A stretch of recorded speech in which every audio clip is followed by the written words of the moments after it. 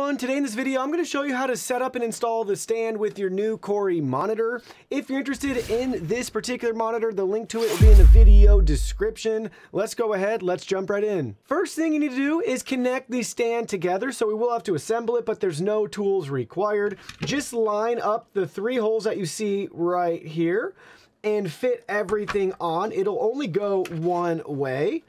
And once you flip it over, you'll see we have our screw that we can tighten down in place, get it nice and snug. And there we go. We have the stand unit assembled right here.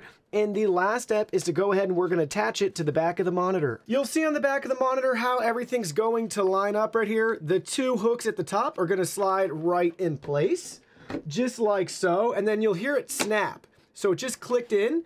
And now you'll see we have the stand installed.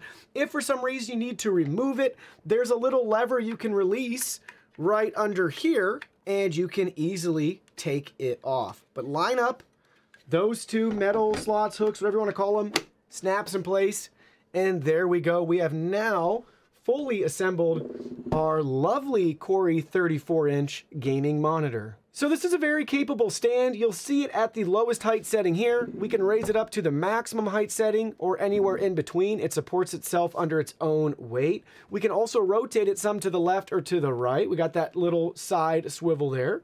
And we have our tilt. We can adjust it forwards or backwards depending on our preferences. There is no ability though to change our viewing angle from our horizontal to vertical viewing. You would have to use your own third-party stand or mount if that's what you're after.